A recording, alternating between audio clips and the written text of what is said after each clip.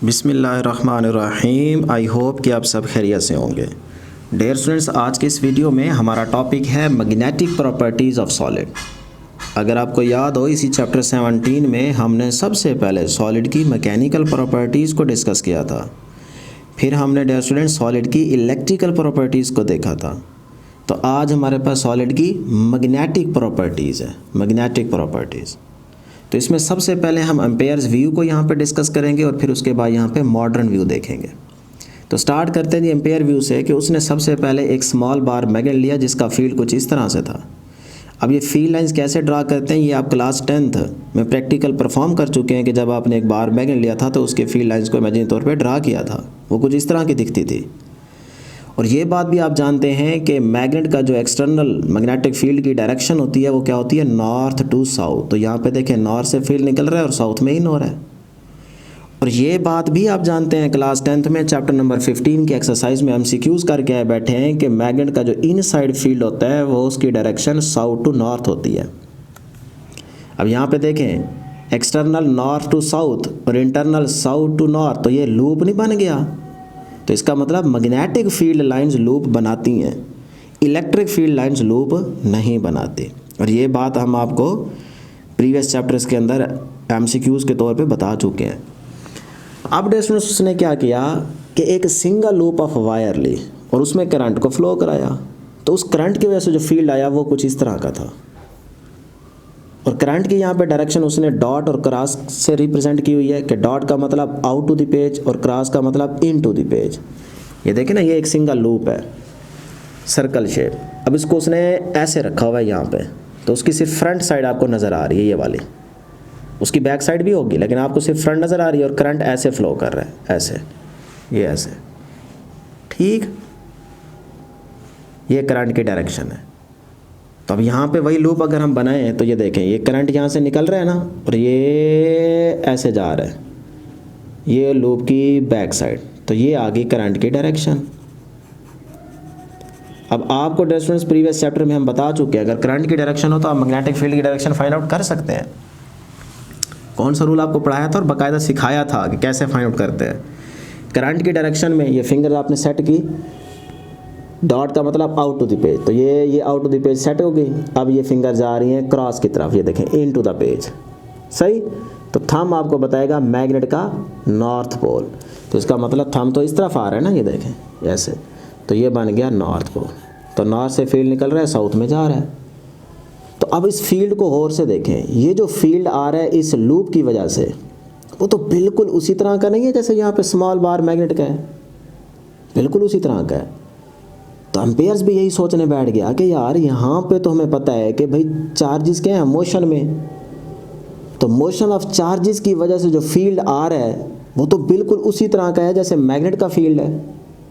तो इसका मतलब मैग्नेट में क्या चीज़ है जो मूव कर रही है, जिसकी वजह से फील्ड क्या कर रहा है, रिलेट कर रहा है। इसका मतलब मैग्नेट के अंदर भी शायद चार्जेस हैं जो मूव कर रहे हैं, जिसकी वजह से जो फील्ड आ रहा है मैग्नेट का वो बिल्कुल उसी तरह का आ रहा है जैसे किसी एक सिंगल लूप में जब करंट फ्लो करता है तो उसकी वजह से जो फील्ड होता है उस जैसा। वो शक में पड़ गया।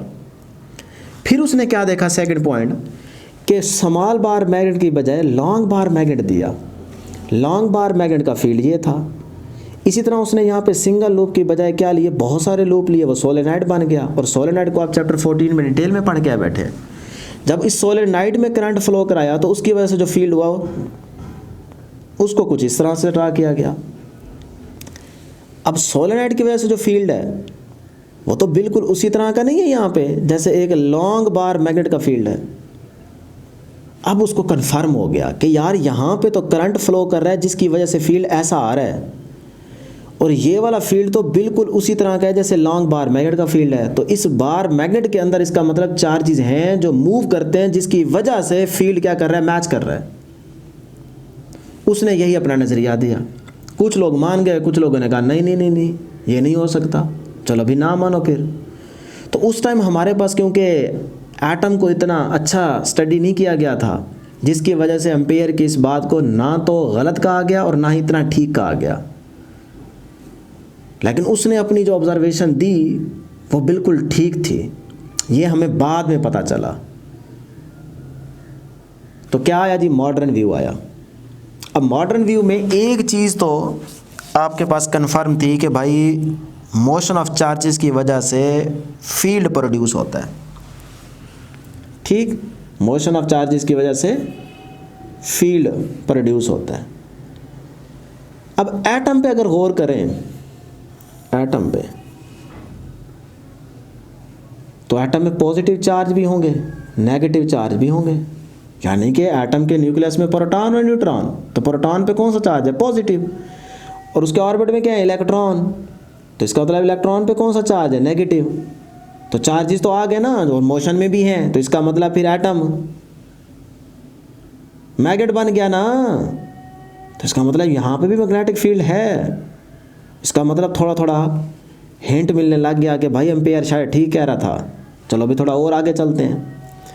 अगर एटम का मान लेते हैं कि फील्ड है, यानी कि ये मैग्नेट की तरह बिहेव कर रहा है, तो फिर सवाल ये है कि एटम में इलेक्ट्रॉन भी हैं और न्यूक्लियस भी हैं, तो जो एटम के केस में मैग्नेटिक फील्ड प्रोड्यूस होगा वो मैग्नेटिक फील्ड न्यूक्लियस की वजह से होगा या इलेक्ट्रॉन की वजह से होगा, ये पहला एमसीक्यूज बन गया।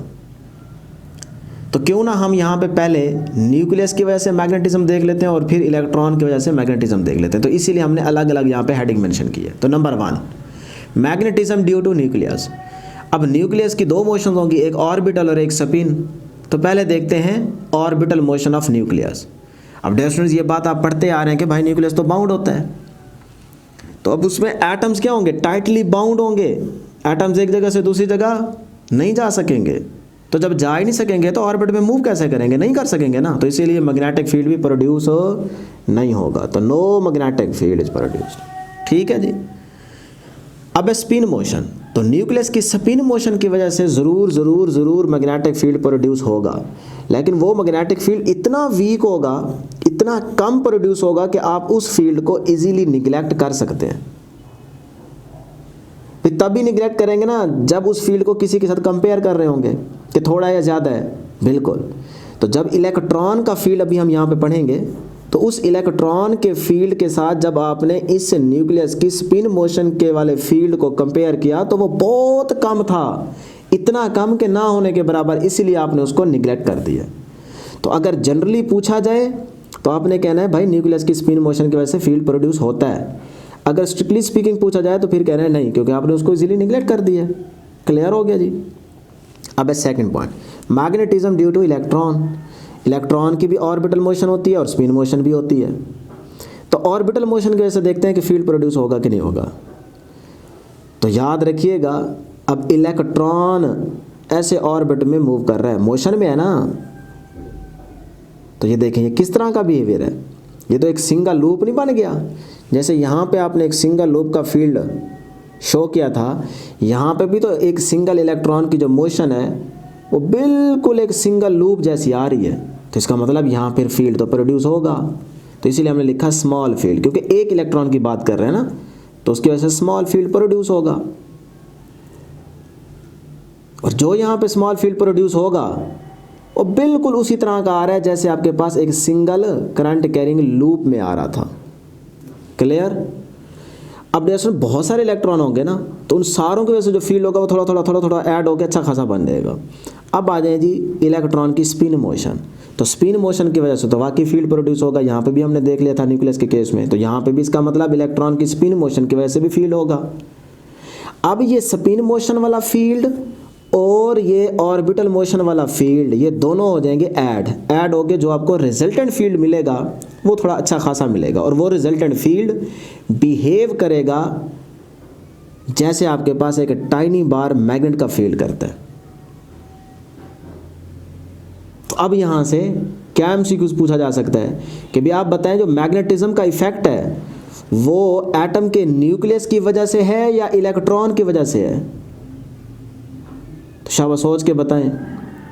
तो हमने यहाँ पे देखा भाई न्यूक्लियस की वजह से तो नहीं है, थोड़ा बहुत जो था स्पिन की वजह से वो हमने निगलेक्ट कर दिया, लेकिन इलेक्ट्रॉन की दोनों मोशंस की वजह से फील्ड है, मैग्नेटिज्म का इफेक्ट है। तो इसीलिए हमने यहाँ पे लिखा हुआ रिजल्ट के अंदर कि source of magnetism of an atom is the electron, कि एटम के मैग्नेटिज्म का जो सोर्स है वो कौन है, वो इलेक्ट्रॉन है, इलेक्ट्रॉन। तो ये एमसीक्यूज बन के आएगा, आपने इलेक्ट्रॉन के ऑप्शन को सिलेक्ट करना है, याद रखिएगा। और ये भी हमने आपको बताया कि भाई ये वाला फील्ड और ये वाला फील्ड दोनों ऐड होंगे तो ये बिहेव करेंगे जैसे आपके पास टाइनी बार मैग्नेट का करता है। तो फिर मैं कह सकता हूँ ना कि an atom in which there is a resultant magnetic field behaves like a tiny magnet and is called magnetic dipole. और इसी को हम क्या करते हैं, मैग्नेटिक डाइपोल का नाम देते हैं। तो यहाँ पे आप देख सकते हैं कि इन दोनों फील्ड्स को ऐड किया, एटम का ही फील्ड है ना, लेकिन इलेक्ट्रॉन की वजह से, तो ये हमारे पास क्या आ गया, एटम आ गया। अब इसमें जो भी आपका रिजल्टेंट मैग्नेटिक फील्ड आ रहा है इस इलेक्ट्रॉन की वजह से, वो एक टाइनी बार मैग्नेट की तरह बिहेव कर रहा है। तो सपोज कर ले ये नॉर्थ पोल और ये क्या है, साउथ पोल। तो ये देखें नॉर्थ से फील्ड निकला और साउथ में इग्नोर है, तो ये क्या बन गया, डाइपोल बन गया। अब डियर स्टूडेंट्स, इसमें एक इंपॉर्टेंट बात याद रखिएगा कि आपको पता है मैग्नेट के दो ही पोल होते हैं, एक नॉर्थ और एक साउथ। अब कुछ स्टूडेंट्स ये समझते हैं कि शायद यहाँ पे अगर इसको कट कर दिया जाए मैग्नेट को तो नॉर्थ अलग हो जाएगा, साउथ अलग हो जाएगा। नहीं डियर स्टूडेंट्स, ये नहीं समझना। याद रखिएगा जब आप मैग्नेट के पीसेस करेंगे ना, फॉर एग्जांपल अगर आपने दो पीसेस किए हैं, यहाँ पे इसको कट किया है, यहाँ पे इस पीस में अब फर्दर मज़ीद दो पोल बन जाएंगे, नॉर्थ और साउथ। इसमें भी दो ही होंगे, नॉर्थ एंड साउथ। फिर आप इसको कट कर दें, फिर ये वाला जो पीस होगा इसमें भी दो ही पोल होंगे, एक नॉर्थ और एक साउथ। तो फिर क्या पॉइंट मिला कि कभी भी एक सिंगल पोल जो होगा या नॉर्थ या साउथ वो एग्जिस्ट नहीं कर सकता, नॉट पॉसिबल। ये पॉसिबल, ये मुमकिन ही नहीं है कि साउथ अलग हो जाए और नॉर्थ अलग हो जाए, नहीं हो सकता। अब डियर स्टूडेंट्स, यहाँ से हमारे पास है नेक्स्ट जो टॉपिक बनता है वो क्या बनता है कि ये वाला फील्ड सम मटेरियल्स में सपोर्ट भी करता है और सम मटेरियल्स में ये वाला कैंसल भी हो जाता है, अपोज करता है। यही जो फील्ड रिजल्टेंट हमें मिला है स्पिन और ऑर्बिटल, ये कुछ मटेरियल में सपोर्ट करता है एक दूसरे को और कुछ में ये एक दूसरे को कैंसिल कर देता है। तो यही हमारा टॉपिक बन जाएगा, types of magnetic properties of solid. तो देखते हैं जी, types of solids on the basis of magnetic properties. तो अब डियर स्टूडेंट्स, अभी हमने देखा कि मॉडर्न व्यू में जो मैग्नेटिक फील्ड का इफेक्ट है वो बेसिकली इलेक्ट्रॉन की नंबर 1 ऑर्बिटल मोशन और नंबर 2 स्पिन मोशन की वजह से था। अब यहाँ पे हमने तीसरा पॉइंट मेंशन किया हुआ है, स्पिन्स ऑफ द न्यूक्लियाई। तो डियर स्टूडेंट्स याद रखिएगा, अगर आपसे जनरली पूछा जाए तो फिर आपने इन 3 पॉइंट्स को ही मेंशन करना है, orbital, spin motion of electron as well as number 3 spins of the nuclei. क्योंकि न्यूक्लियाई की स्पिन मोशन की वजह से भी फील्ड था, प्रोड्यूस हुआ था ना, लेकिन हमने उसको निगलेक्ट कर दिया था क्योंकि वो बहुत थोड़ा था। अब जी टाइप्स, तो डायामैग्नेटिक मटेरियल, वैसे हमारे पास याद रखिएगा इस सॉलिड की जो टाइप्स आती हैं वो टोटल 5 है, डाया, पैरा, फेरो, एंटी फेरो और फेरी मैग्नेटिज्म। हमारी बुक में यहाँ पे सिर्फ 3 को डिस्कस किया जा रहा है। तो हम सबसे पहले देखते हैं diamagnetic material. The substances in which the magnetic field produced by the orbital motion and spin motion of the electron in an atom add up to zero are called diamagnetic substances। यानी कि वो जो orbital motion और spin motion किसकी, electron की, तो electron की orbital motion और स्पिन मोशन की वजह से जो फील्ड था वो एड अप होके क्या हो गया, 0।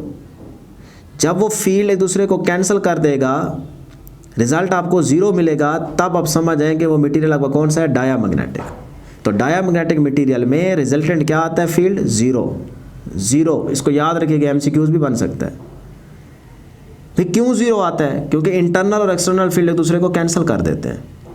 एक्सटर्नल आप इसकी वजह से समझ लें, इंटरनल आप इसकी वजह से समझ लें। तो ये दोनों फील्ड एक दूसरे को कैंसिल कर देते हैं, जिसकी वजह से आपका रिजल्टेंट क्या आता है, 0। तो आप कहते हैं कि आपके पास कौन सा मटेरियल है, डायामैग्नेटिक मटेरियल है।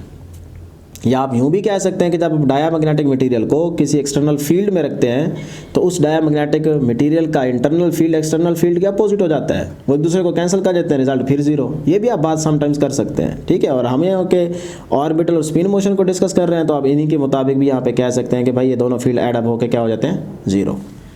एग्जाम्पल्स क्या हो सकती हैं, कॉपर, एंटीमनी, बिस्मथ एटसेट्रा। इसके अलावा भी आपकी बुक में मेंशन की गई, आप करना चाहें तो कर सकते हैं।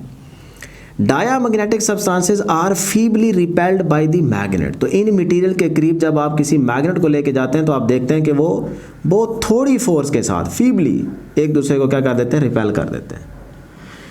उसके बाद ही ये क्यों इनका रिजल्ट जीरो आता है, ये क्यों एक दूसरे को कैंसिल कर देता है फील्ड, तो फिर याद रखिएगा these materials have paired of electrons, कि इन मटेरियल्स में जो इलेक्ट्रॉन्स होते हैं वो पेयर्ड फॉर्म में होते हैं, जिसकी वजह से एक दूसरे को कैंसिल कर रहे होते हैं। लो जी, पैरामैग्नेटिक मटेरियल क्या होंगे?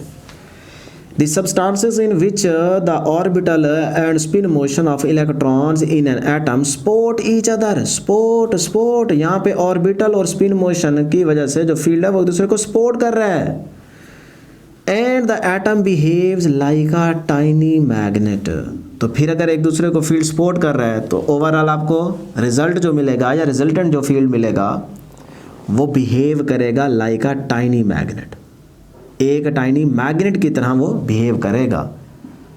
इसमें एग्जांपल्स क्या हो सकती हैं? आयरन, एल्यूमिनियम, कोबाल्ट, निकल एटसेट्रा। तो उसके अलावा भी आप मेंशन करना चाहें तो भाई कर सकते हैं। Paramagnetic substances are feebly attracted towards the magnet. जब आप इन मटेरियल्स को मैग्नेट के करीब लेके आते हैं तो फिर आप देखते हैं कि यहाँ पे एक दूसरे को अट्रैक्ट करते हैं, लेकिन फीबली, बहुत कम फोर्स के साथ अट्रैक्ट करते हैं। स्ट्रांगली अट्रैक्ट नहीं कहना, वो फेरो में होगा। पैरा में याद रखिएगा फीबली अट्रैक्ट करते हैं, ठीक है। अब ये क्यों ऐड अप होकर आपको रिजल्ट दे रहे होते हैं या रिजल्टेंट मिल रहा होता है? These materials have unpaired of electrons. तो इन मटेरियल्स में इलेक्ट्रॉन्स क्या होते हैं? अनपेयर्ड फॉर्म में होते हैं, जिसकी वजह से इनका फील्ड एक दूसरे को सपोर्ट करता है। और यहाँ पे ये आपके पास पैरामैग्नेटिक मटेरियल है जिसके अंदर आप इन मैग्नेटिक डोमेन्स को देख सकते हैं। इनको पार्टिकल्स बोलें या एटम्स बोलें, आप बोल सकते हैं, ठीक है। और मैग्नेटिक डोमेन्स भी बोल सकते हैं। और ये जो सामने आपको रीजन्स नज़र आ रहे हैं ये आपके पास डोमेन्स बनी हुई हैं। अब ये क्या होती हैं और आगे की कहानी क्या चल रही है इनकी, तो ये हम नेक्स्ट फेरोमैग्नेटिक मटेरियल में समझते हैं, ठीक है। बस आप इतना याद रखें, पैरामैग्नेटिक मटेरियल में ये जो मैग्नेटिक डोमेन्स हैं इनकी डायरेक्शन क्या होती है? रैंडमली होती है, ठीक है। अब देखते हैं जी फेरोमैग्नेटिक मटेरियल, फेरोमैग्नेटिक मटेरियल्स। तो डियर स्टूडेंट्स, अब फेरोमैग्नेटिक मटेरियल की डेफिनेशन देखिएगा। कहता है द मटेरियल या substances in which the atoms cooperate with each other in such a way so that they exhibit a strong magnetic effect, strong magnetic field, ये वाला word para में नहीं था। And are strongly attracted by magnetic field are called ferromagnetic substances. यानी कि जब आप magnet के करीब फेरोमैग्नेटिक मटेरियल्स को लेके आते हैं तो वो उनको स्ट्रांगली अट्रैक्ट कर लेता है। तो यहाँ पे मैग्नेटिक इफेक्ट क्या होगा? बहुत स्ट्रांग होता है फेरो में। पैरा में होता ज़रूर है लेकिन वीक, यहाँ पे होता ज़रूर है लेकिन स्ट्रांग, ये फ़र्क है। एग्जाम्पल आयरन, निकल, कोबाल्ट एटसेट्रा। तो उसमें भी आपने आयरन की एग्जाम्पल ली थी, निकल की ली थी पैरा में, लेकिन वहाँ पे फील्ड का इफेक्ट बहुत कम था, यहाँ पे फील्ड का इफेक्ट बहुत ज़्यादा है, ठीक हो गया डियर स्टूडेंट्स। अब जी डोमेन्स क्या होती हैं?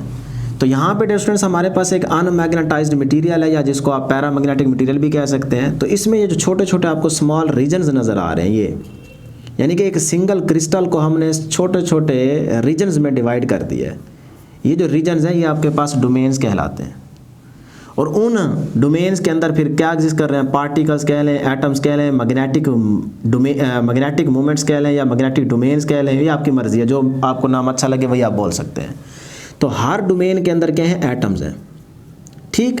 तो अब यहाँ पे डोमेन्स को डिफाइन करते हैं कि अकॉर्डिंग टू वेस्ट थ्योरी के सिंगल क्रिस्टल को कौन सी? फेरोसॉलिड, फेरोमैग्नेटिक मटेरियल के सिंगल क्रिस्टल को जब आप डिवाइड कर दें into a number of small regions तो ये आपकी डोमेन्स कहलाती हैं। तो यहाँ पे देखें ना, एक सिंगल क्रिस्टल था, उसको आपने छोटे छोटे रीजन्स में डिवाइड कर दिया तो ये आपके पास क्या है? डोमेन्स। और फिर हर डोमेन के अंदर क्या है? नंबर ऑफ एटम्स, ठीक है ना, ये बात याद रखिएगा। अच्छा, अब डियर स्टूडेंट्स इंपॉर्टेंट एमसीक्यूज है, आपकी बुक में मेंशन किया गया कि domains are of macroscopic size of the order of millimetres or less. यानी कि इन रीजन्स को आप देख सकते हैं ना, देख सकते हैं कि नहीं? देख सकते हैं। तो इसका मतलब आपको तो मिलीमीटर वाली रेंज भी नज़र आ जाती है, आ जाती है कि नहीं? आ जाती है।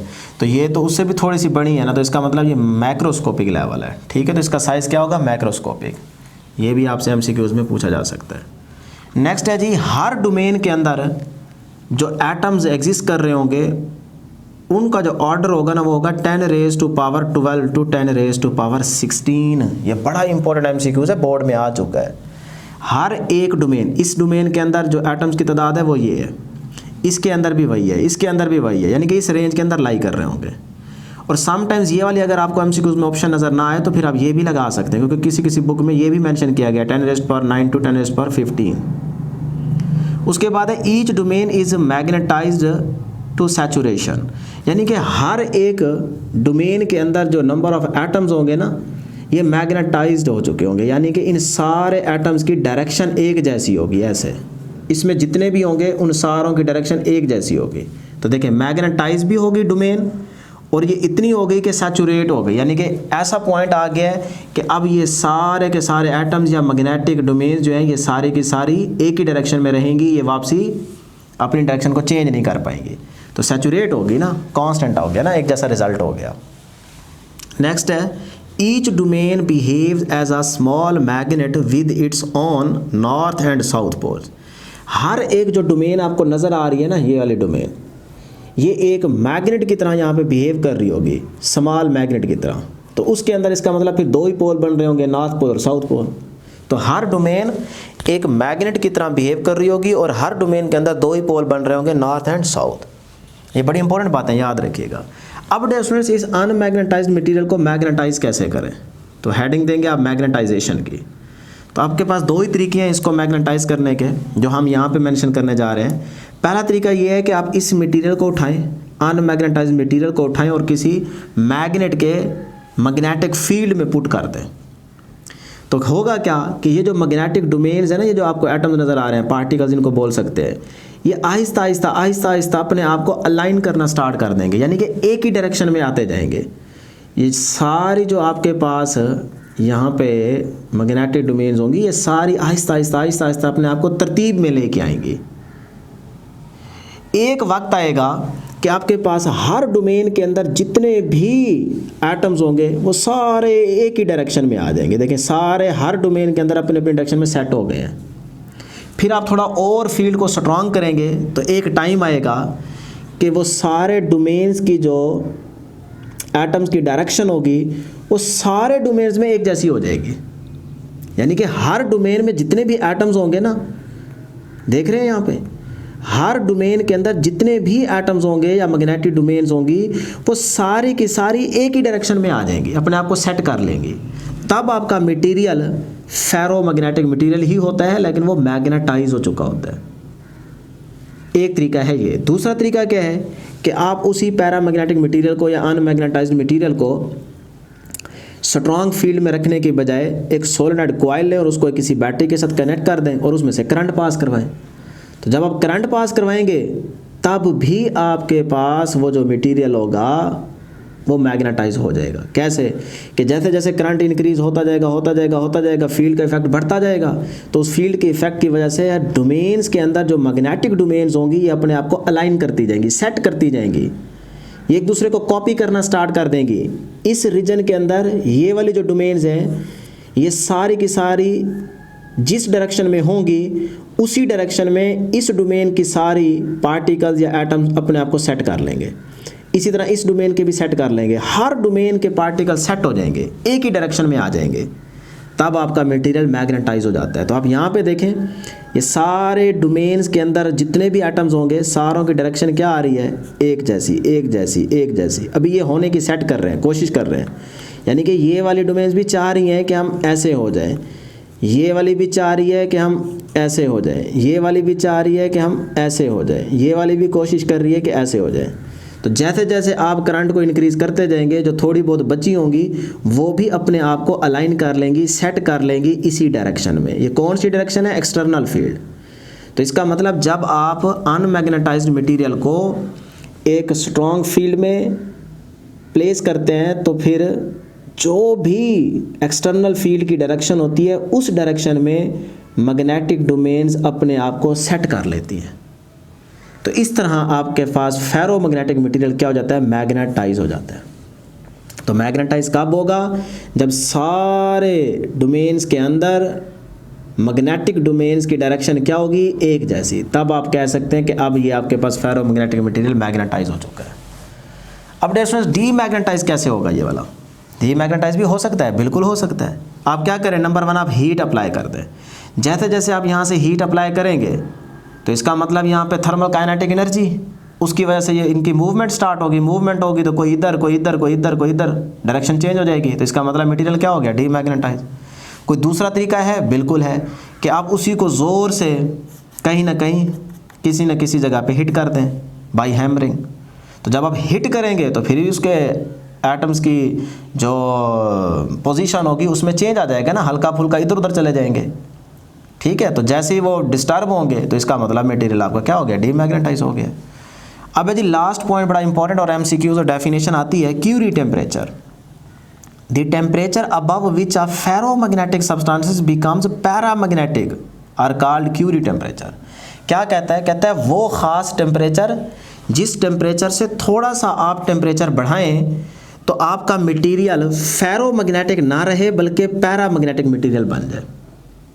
वो ख़ास टेम्परेचर जिस टेम्परेचर से थोड़ा सा ऊपर आप टेम्परेचर बढ़ाएं तो उस पे आपका मटेरियल फेरोमैग्नेटिक ना रहे बल्कि पैरामैग्नेटिक मटेरियल रहे, तो वो टेम्परेचर आपका क्यूरी टेम्परेचर होगा। तो Curie temperature for iron, iron के लिए क्यूरी टेम्परेचर का जो वैल्यू हम यूज़ करते हैं या आपकी बुक में यूज़ की गई है वो है 750 डिग्री सेल्सियस। तो ये बहुत इंपॉर्टेंट एमसीक्यूज है, बोर्ड में आ चुका है कि आयरन के लिए क्यूरी टेम्परेचर की वैल्यू क्या है, 750 डिग्री सेल्सियस। तो ये थी डियर स्टूडेंट्स हमारे पास मैग्नेटिक प्रॉपर्टीज़ ऑफ सॉलिड की डिस्कशन। उम्मीद करता हूँ कि आपको ज़रूर समझ आई होगी। अब नेक्स्ट हमारे पास होगा हिस्टैरिसीस लॉ, तो वो भी आपका इंपॉर्टेंट लॉन्ग क्वेश्चन होगा। तो आज के लिए इतना ही, दुआओं में ज़रूर याद रखिएगा। अल्लाह हाफिज़।